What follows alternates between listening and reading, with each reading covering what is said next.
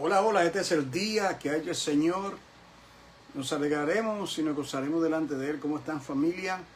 Le habla su amigo y su hermano Juan Córdoba en vivo desde la ciudad de Nueva York. Me da mucho gusto saludarle en esta hora del día.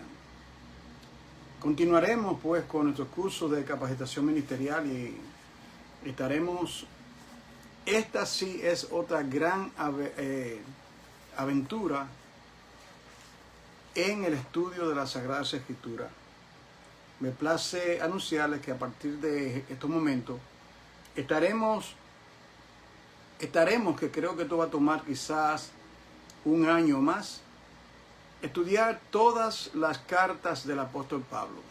Así es, las epístolas paulinas que se le acreditan al apóstol Pablo, 13, a partir de esta de la carta a los romanos, pero yo le acredito la carta a los hebreos, al apóstol Pablo también, aunque no comienza y dice que fue Pablo, pero hay algunas evidencias internas en la misma Biblia, en la misma carta, que yo creo que son convincentes y contundentes para decir que fue en realidad el apóstol Pablo quien escribió. Él no fue el autor, él fue el escritor. Vamos a estar claros. Siempre el autor es Dios Espíritu Santo, quien es aquel, porque dice Pablo en Timoteo, en la carta a Timoteo, dice que toda escritura es divinamente inspirada. De manera que el apóstol Pablo, él no se atribuía divinidad a hacerlo. Él fue simplemente un instrumento ungido, dedicado, serio, preparado, equipado. Pablo era un teólogo, un abogado. Entonces, la primera carta en el orden, es entonces la carta a los romanos, es la primera carta que vamos a estudiar. Debo decir que no esperemos que al estudiar las cartas del apóstol Pablo vamos a estudiarla versículo por versículo. Esto no es el propósito. No va a ser, diría alguien, abuelo de pájaros que se pasa, para que usted haga su tarea también. Usted dedique tiempo a leerla. La asignatura es leer toda la carta. Así que comience hoy, leer toda la carta, a la carta de los romanos, que tiene con 16 capítulos. Y estaremos, la carta a los romanos es fundamental. Es una de las cartas más importantes. Y es importante discernir el orden que fueron escritas. Yo hablaré eso en un tiempo, el orden en que fueron escritas. Entonces, el tema de todo este curso, Romanos, Primera, Segunda de Corintios, Efesios, Filipenses, Colosenses, todas las cartas, 13 y 14 con Hebreo. Debo de marcar la fecha cuando comenzamos, porque esto va a ser una gloriosa experiencia, indagando en gran parte de todo el Nuevo Testamento. Este estudio, pues, estudios de las epístolas del apóstol Pablo, ¿ok? Estudio de las epístolas del apóstol Pablo, y la primera es la carta a los romanos. En el día de hoy, pues, estaremos dando una introducción a dicha carta, una introducción a la carta del apóstol Pablo a los romanos. Primero en orden, pues, oremos juntos, hermanos. Padre, en el nombre que es sobre todo nombre, yo quiero darte las gracias por este gran privilegio que me concede una vez más, Señor, para estudiar tu palabra. Padre amado, sin ti nada puedo hacer, nada puedo decir. Me llena de gozo cada vez que puedo, Señor, abrir mi boca y transmitir el mensaje glorioso de tu palabra. Te imploro sabiduría en esta hora, entendimiento, que yo pueda, Señor amado, transmitir tu corazón. Padre, por favor, te pido sabiduría, entendimiento. Trae a mi memoria aquello que edifica. Padre, saca de mi memoria aquello que no edifica, que no sea opinión mía, sino que sea netamente tu palabra, porque es tu palabra la cual actúa poderosamente en nosotros los creyentes. Te lo suplico en el nombre poderoso de tu Hijo Jesús. Amén. Bien, queridos hermanos, me gustaría darle una introducción sobre esta carta y al estudiarla, pues estaremos viendo cosas muy gloriosas. Se me fue la... Déjame ver si puedo transmitirlo de nuevo aquí. Se fue la... Aquí, aquí nosotros, el apóstol Pablo, pues,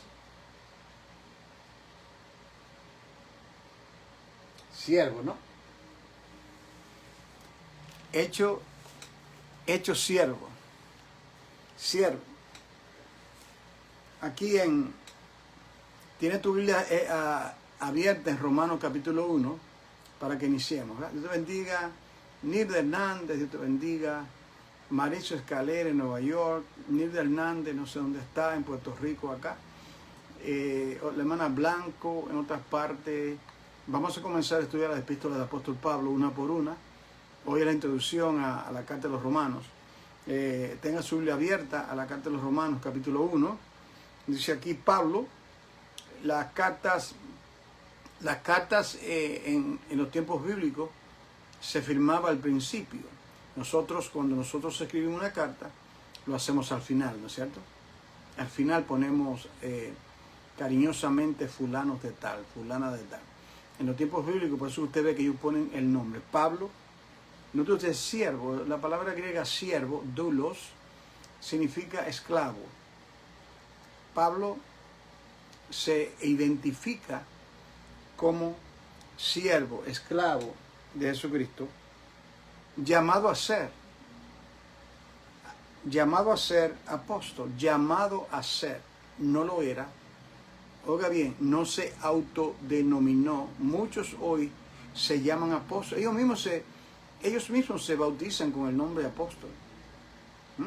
Ellos mismos dicen, yo soy apóstol. La palabra apóstol significa uno que es enviado. Jesucristo llamó a esos 12, sacamos a Judas, esos 11, y Pablo fue en realidad el número 12. Fueron llamados, ungidos y enviados. Un apóstol es un enviado, es enviado con un mensaje específico. Para ser apóstol tenía que haber Jesucristo, tenía que haberlo visto, y Pablo lo vio en rumbo a Damasco, y eso lo califica como apóstol. Bendiga la hermana Olga. Dice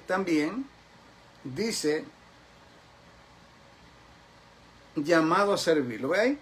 Apartado, Romano 1.1, todo el mundo con Romano abierto a abrir, Romano 1.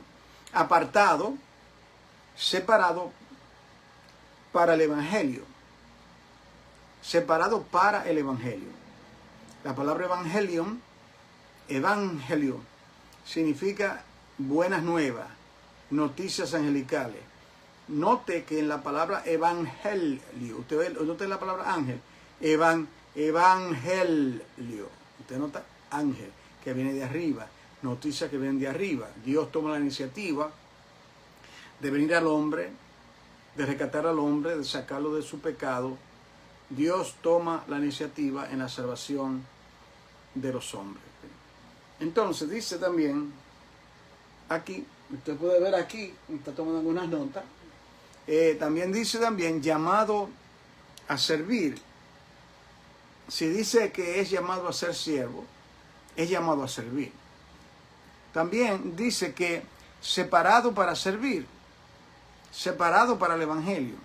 Entonces, Dios nos salva, Dios nos llama, nos salva. En esa salvación nos llama a servir. Somos sus siervos, siervas. llamados para servir. Es para servir, para servir. Según los dones, la gracia, la capacidad que Dios le da a usted, usted y usted, somos llamados para servir. Dios, si no sirve, no sirve. Entonces dice también que a él le fue dado un mensaje.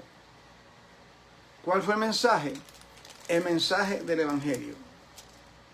Las buenas nuevas de salvación.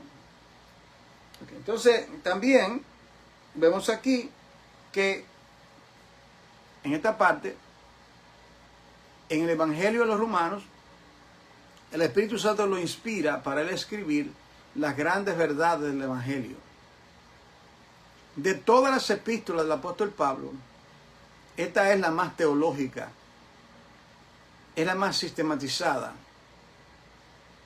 Todo creyente, absolutamente todo creyente, debe de leer y volver a leer y volver a leer y estudiar y estudiar y escudriñar la carta a los romanos. Es muy, muy importante. Yo diría, opinión mía, claro, que el corazón de las epístolas de Pablo sería la carta a los romanos, porque luego él, de una u otra manera, él expone las verdades que él nos da en los 16 capítulos del libro de Romanos. La justificación por la fe es fundamental. ¿Cómo es que Dios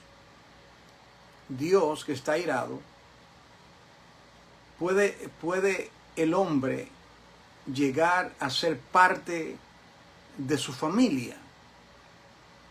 ¿Cómo es que el hombre, la ira de Dios se manifiesta sobre todo pecador? Y cómo es que tanto los judíos, los gentiles, los paganos, todos están bajo la ira de Dios. ¿De qué manera el hombre que está perdido, está desubicado? Dios le hace esa pregunta a la humanidad que le hizo a Adán: ¿dónde estás tú?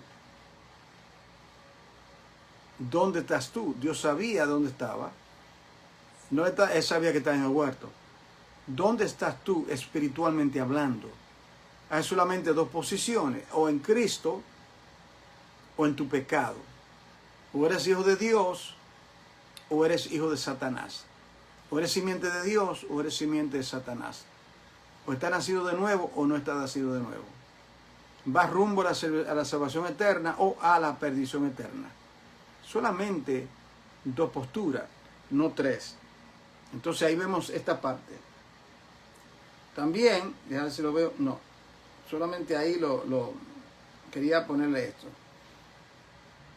Entonces luego él continúa diciendo, déjame poner esto de nuevo. Él continúa diciendo que ese evangelio Dios lo había prometido. Es un error decir que el evangelio comienza cuando Cristo nace, Cristo muere, se predica, que está en la página del Nuevo Testamento. Es un gran error, porque aquí dice que el evangelio, usted ve, el evangelio que Dios había prometido antes lo había prometido por sus profetas en las Santas Escrituras. Dios había prometido el evangelio por los profetas en las Santas Escrituras. ¿Cómo es eso? Cuando Dios habla, cuando Moisés, que era un profeta, escribe con relación a la caída del hombre y habla de la simiente de la mujer, él está hablando de Cristo. Está anunciando que Cristo iba a morir. Cuando dice de que Satanás iba a herir a Cristo en el calcañar, pero que Cristo le iba a dar un golpe mortal en su imperio, en su cabeza, está hablando del triunfo de Cristo en la cruz, en el Gólgota, sobre Satanás. De manera que el evangelio, el proevangelio, antes del evangelio, el cumplimiento del evangelio, ya el evangelio estaba anunciado. Y ¿cómo que alguien puede decir que el evangelio solamente viene con en el Nuevo Testamento, completamente absurdo. Dice acerca de su hijo. David habló y vio la crucifixión. Isaías habló de él, anunció su nacimiento virginal. Lo menciona como el siervo sufriente en el capítulo 42.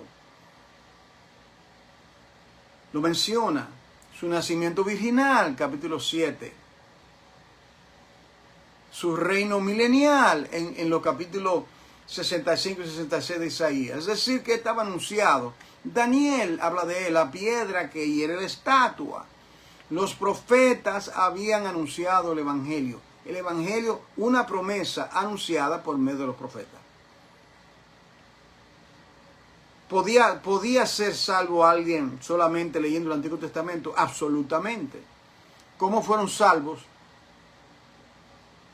Todos los que escucharon a Jesucristo predicar. ¿Qué libro usaba Cristo cuando predicaba? El Nuevo Testamento no existía. ¿Cuál era la Biblia del apóstol Pablo, de los apóstoles? El Antiguo Testamento, el Tenach, lo que llaman ellos. El Antiguo Testamento, las Sagradas Escrituras. ¿Se da cuenta? Dice que el Evangelio es acerca de su Hijo, nuestro Señor, y luego dice que era del linaje de David según la carne. ¿Por qué él habla del linaje de David? Era importante porque eso se había anunciado.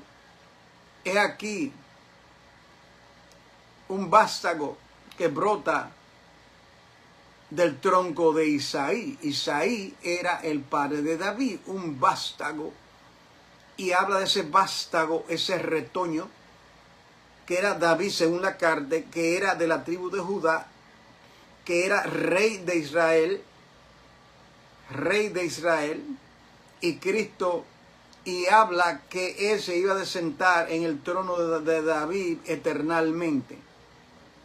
Entonces, según la carne, a Cristo le pertenece el trono para reinar sobre Israel y sobre todo el mundo posteriormente, del linaje de David.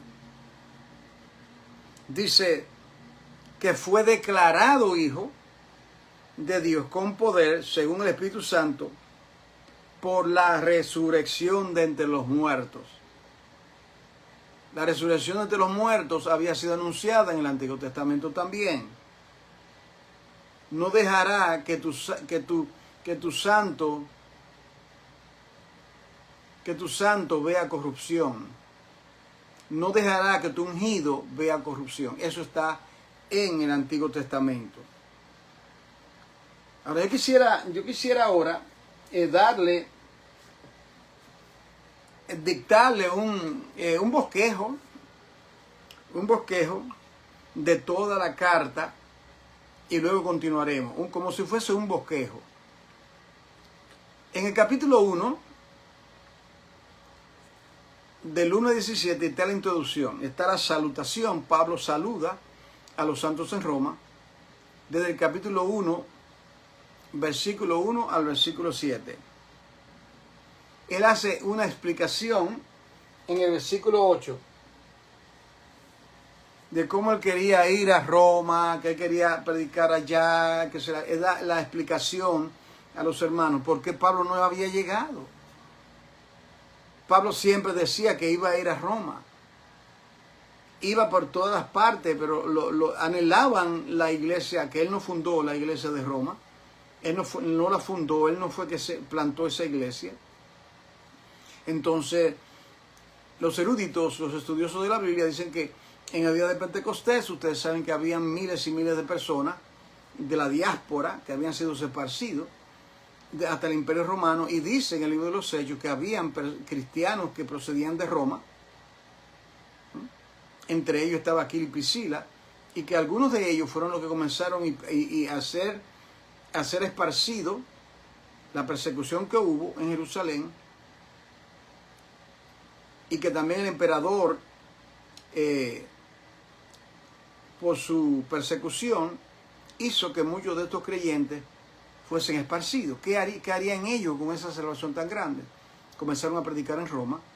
se había comenzado una comunidad, una eclesía, una congregación, y a esa congregación que Pablo le está escribiendo la carta, para que usted, claro, cuando él escribía a Corinto ya lo conocían, había ido en Corinto, había estado allá, o en Éfeso, pero en la carta de los romanos, él no había ido a Roma. Aquí viene entonces la importancia de estudiar cuidadosamente la carta del apóstol Pablo romano. En la primera parte del capítulo 1, versículo 18, hasta el capítulo 3, versículo 20, él habla del problema del pecado. El problema del pecado. Y él dice que el hombre necesita justicia. El problema es que el hombre no es justo, el hombre es impío, el hombre es malo. Entonces él dice, ¿por qué es que el hombre necesita la justicia de Dios? Ser justificado. Bueno, él dice que el problema es el pecado. Entonces luego dice que los gentiles están bajo pecado. Capítulo 1, versículo 18 a 32, los gentiles están bajo el pecado. Luego viene al tema de los judíos, que de los judíos, el pueblo, entre comillas, el pueblo de Dios, bueno, ellos también han pecado, ellos también, que se les fue dado la ley, capítulo 2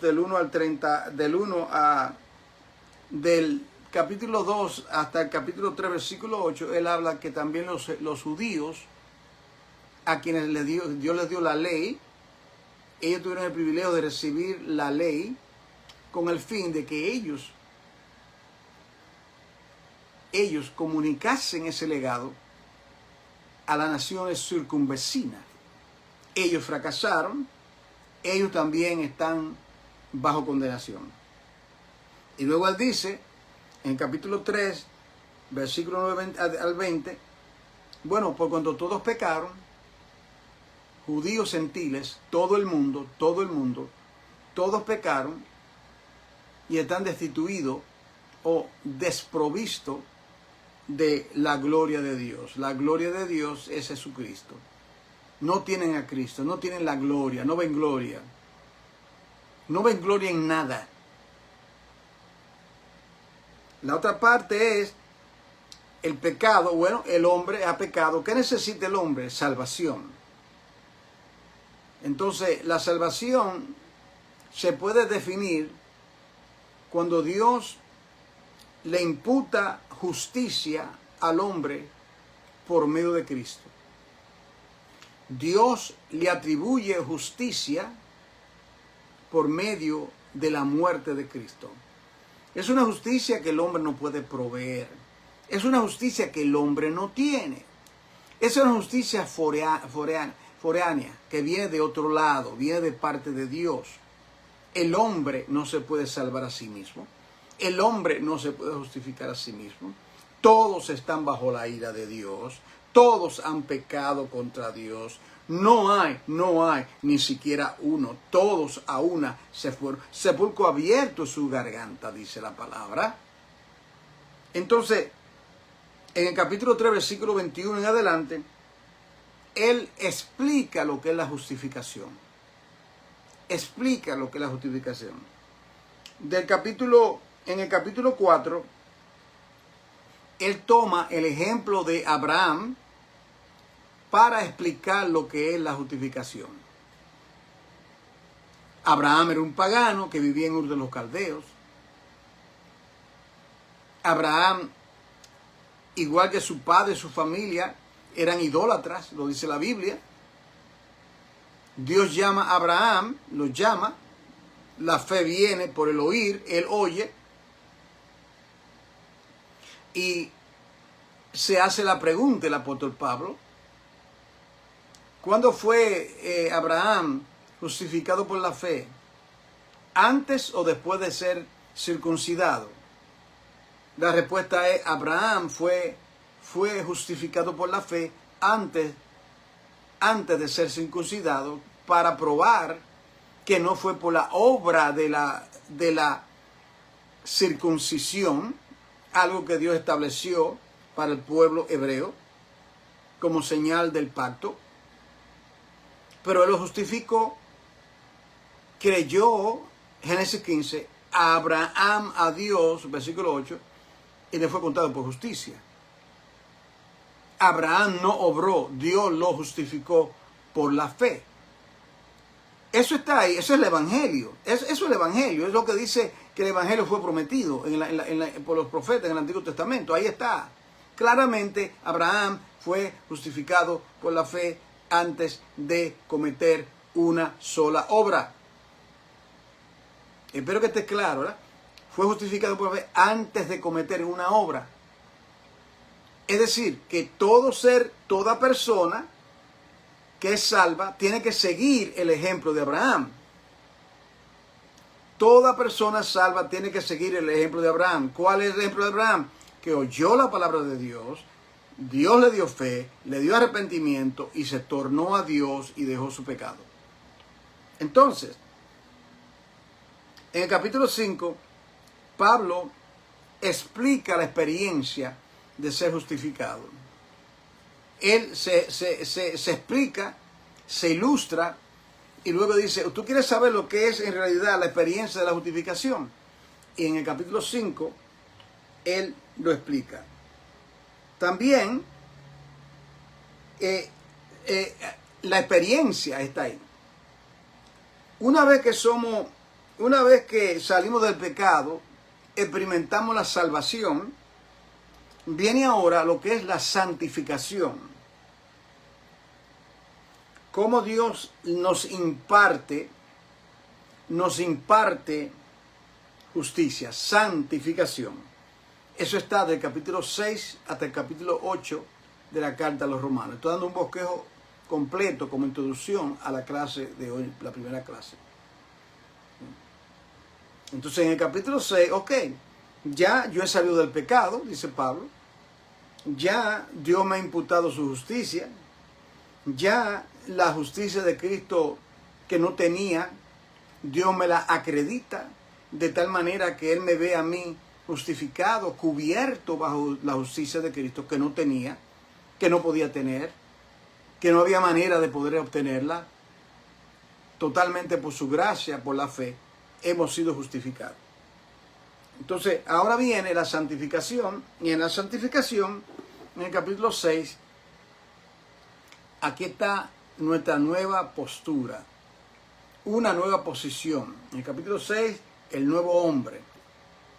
Pero, en el capítulo 7, después que él habla de nuestra posición en Cristo, todo es glorioso, entonces ahora viene ahora el problema de la carne. El problema de la carne. Usted sabe que en un momento dice, ay, miserable hombre de mí, ¿quién me librará de este cuerpo de muerte? Entonces habla en el capítulo 7 de la ley del pecado. La ley del pecado. No la ley de Dios, no es la ley de Dios. La ley del pecado. El pecado nos ata, el pecado nos lleva a una condenación eterna. Entonces tenemos una lucha con el pecado. Pero en el capítulo 8 habla del poder que tenemos para vencer la carne. Nosotros somos propensos a pecar, a no ser de que somos justificados por la fe.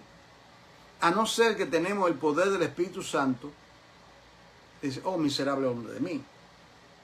Usted ve, miserable hombre de mí, ¿quién me librará? Bueno, gracias sean dadas a Dios por Jesucristo. Usted entiende, Jesucristo me ha librado de esa ley que me lleva a la ley del pecado. Peca, sigue pecando. No, yo soy un hijo de Dios. Ahora tengo la palabra. El Espíritu Santo mora en mí. Entonces, por una parte, uno siente el pecado que te ala constantemente, ¿verdad? Constantemente.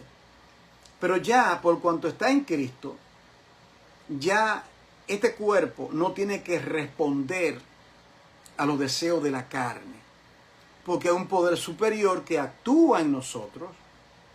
Tenemos el Espíritu de Dios tenemos la palabra de Dios, tenemos la reprensión de Dios, todo lo que necesitamos para vivir una vida victoriosa, la tenemos ahora en Cristo Jesús. En el capítulo 9, ahí viene la gran pregunta, 9 al 11, ¿y qué de Israel? ¿Y qué de Israel? ¿Qué ha pasado con Israel? Los gentiles y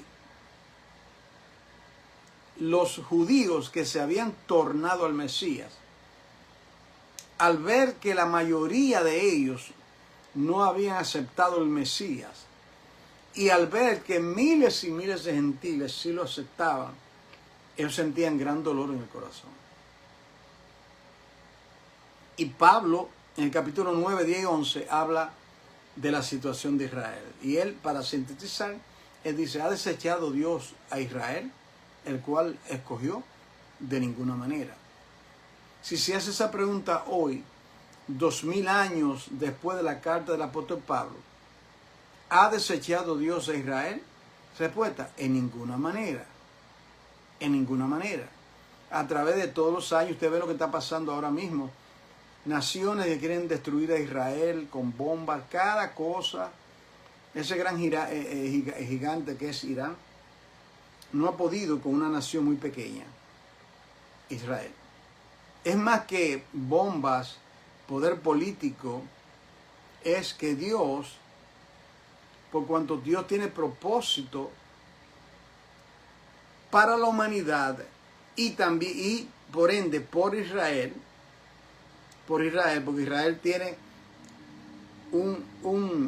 Dios tiene un propósito específico con Israel, y Dios no ha terminado con Israel. Ahora la puerta se ha abierto para que millones de toda nación, tribu y lengua sean salvos, pero llegará un momento cuando el Señor tratará más directamente con el pueblo de Israel. Entonces, vemos nosotros en el capítulo 9 el pasado de Israel, capítulo 10 el presente de Israel, capítulo 11 el futuro de Israel, pasado, presente y futuro, capítulo 9, 10. ¿Usted quiere saber eso? Pasado y presente y futuro. Ahora bien, del capítulo 12 hasta el 15, si eres justificado, ¿cómo debe vivir un hombre justificado? Esto que él dijo ahora, la práctica, donde las llantas pegan el pavimento, ¿me entiende? Las llantas, las gomas pegan el pavimento. Ya no es simplemente que estoy sentado, que no, ahora pega el pavimento y arranca. Bueno, Dios quiere que aquellos que salen del pecado, que se le imputa que se le imputa su justicia, que ellos practiquen y vivan a la luz de esa justificación por la fe. ¿De qué manera estamos viviendo? ¿De qué manera debemos vivir? Bueno, el capítulo 12, os ruego por la misericordia de Dios que presentéis vuestro cuerpo como sacrificio vivo, recuerda, hablando de la consagración. Capítulo 13, la sujeción a las autoridades. Capítulo 14, el débil en la fe. Conclusión de la carta, la fidelidad de Pablo en el ministerio, capítulo 15, versículo 14 a 21. El futuro del ministerio de Pablo, capítulo 15, 22 a 31, a 33. Los amigos de Pablo, una lista, capítulo 16 al versículo 23. Y final, bendición y cierre de la carta, capítulo 16, versículo 24 al 27. Quería darle a ustedes, un bosquejo, y ahora voy a tomar esta parte de aquí. Disculpen que se me fue otra vez. Un momento, aquí. Usted ve aquí Usted lo ve ahí. Espero que puedan ver el bosquejo. El Evangelio de Dios a las naciones. Esa primera parte, en busca de la redención. Entonces vemos nosotros que cuando se busca la redención, ¿de qué manera el hombre que peca contra Dios en el capítulo 3, Adán peca? ¿De qué manera Adán puede regresar a Dios? Y la manera es por medio de un sustituto o de una ofrenda. El capítulo 4 tenía que seguir la caída, porque de qué manera el hombre que había sido expulsado del huerto, recuerden, está fuera de la presencia de Dios. Entonces, el propósito del capítulo 4 de la ofrenda de Caín y Abel es demostrar de qué manera el hombre puede retornar a Dios. Y es por medio de una ofrenda. La ofrenda de Caín no le agradó a Dios. No le agradó a Dios. La ofrenda de Abel, que tomó una ofrenda viva, Caín tomó una ofrenda muerta, cortó de los árboles esos frutos. Abel tomó animales y ofrendó esa ofrenda, y después de olor grato. Ahí vemos nosotros el principio de la sustitución. Abel, que era pecador, es sustituido por los animales que le ofreció. Yo creo que está claro. Cristo, que era inocente, fue nuestro sustituto. Yo debo de ser inmolado, yo debo de morir. Cristo toma mi lugar. Ahí está la justificación en el Antiguo Testamento. Que nadie diga que el Evangelio no se ve en el Antiguo Testamento. No permita que un maestro enseñe tal cosa. ¿Okay? Entonces, el castigo por el pecado. ¿Cuál fue el castigo de Dios a Caín? En el capítulo 4, 11 a 14 dice, errante y extranjero. Esa es la sentencia de Dios a la humanidad. Has pecado, errante y extranjero. Te ha expulsado de mi presencia. Errante y extranjero. Ese es el hombre.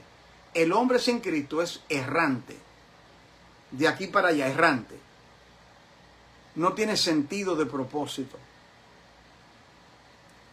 Pero Dios lo marca y le pone una señal. Para que nadie lo mate.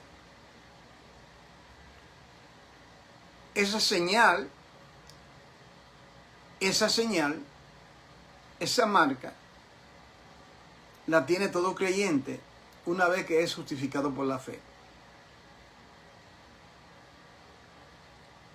En Ezequiel capítulo 18, usted lo puede ver ahí, Ezequiel 18, hay una pregunta, el punto D, ahí mire, no tengo el lápiz. Pregunta, ¿quiere Dios la muerte del impío? Respuesta, en ninguna manera. En ninguna manera. Dios no quiere la muerte del impío. Todos pecaron y están destituidos de la gloria de Dios. Pero dice Efesios 2, Dios que es rico en misericordia, con su gran amor que nos ha amado, nos dio vida y vida en abundancia en Cristo Jesús. Segundo de Pedro, capítulo 3, versículo 9, el Señor no tarda su promesa como algunos la tienen por tardanza, sino que es misericordioso, no queriendo que ninguno se pierda, sino que todos procedan al arrepentimiento. Dios es paciente. Dios es paciente para con todos. Paciente para con todos. La salvación, Dios no le ofrece la salvación a unos escogidos, como dicen una doctrina que hay por ahí. Que Dios, delante de la fundación del mundo, determinó que parte de la humanidad va a ser salvo y parte de la humanidad va a ser condenada, que no tiene nada que ver. Eso es peligroso, enseñar eso. Eso es peligroso. Los escogidos de Dios, como que los escogidos de Dios. Bueno, dice la Biblia que Dios amó a todo el mundo. Dios dice que no queriendo que ninguno se pierda. ¿Qué significa eso? Que ninguno se pierda, sino que todos procedan al arrepentimiento. Entonces Dios ha provisto, Dios da la provisión, Dios da el medio para que todos puedan ser salvos. Entonces, cuando se predica el Evangelio, cuando se predica a Cristo, el hombre debe responder a ese llamado. Una vez hubo un fuego en mi casa, me tocaron la puerta, cuando yo abro la puerta, eso estaba lleno de humo. Mis niños estaban pequeños, entonces había que sacar los niños por el único medio, por una ventana, una escalera del tercer piso hasta abajo. Entonces, cuando yo sentí alivio, cuando miré, estaban los bomberos. Él subió hacia la ventana. Yo no podía ponerme a discutir, decirle, ¿usted está seguro que usted es bombero? Es el único medio de yo escapar de este fuego. Precisamente estaba debajo del apartamento del segundo piso, directamente debajo. Y la única manera de yo escapar de ese fuego, porque si trataba de irme por la escalera con ese humo, con niños pequeños, nos íbamos a sofocar y perecer. El único medio era por ese bombero. Cristo es ese medio, esa escalera que descendí, la escalera que desciende del Padre, para que todo aquel que en Él cree no se pierda, mas tenga vida eterna. Cristo es nuestro Salvador. Cristo es nuestro Salvador. Y el mío también. Hasta aquí voy a dejar en introducción en el día de hoy. Mañana tengo graduación de mi nieta y de mi hija mayor. Así que no me va a ser posible, no pienso, estar con ustedes, pero sí el miércoles, si Dios lo permite. Padre, en el nombre que es sobre todo nombre, gracias, Padre, por esta gloriosa epístola del apóstol Pablo a los Romanos. Gracias. Te doy gracias, Padre. Permite que tu palabra pueda penetrar, germinar en nuestros corazones. En el nombre de Jesús. Amén. Amada familia, un placer estar con ustedes. Compartan el contenido. Compartan el contenido de la carta del apóstol Pablo. La carta del apóstol Pablo a los romanos. Estaremos estudiando, bosquejeando esos, disculpe aquí.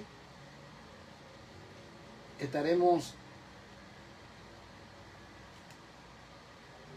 bosquejeando esos gloriosos 16 capítulos. Por favor, hermano, tome el tiempo de leer la carta completa. Lea la carta completa de la carta de los romanos.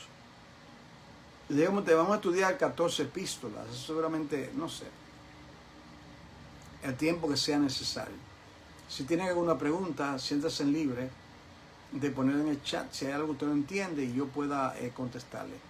Que la paz del Señor Jesucristo sea con todos. Compartan el contenido. Amén.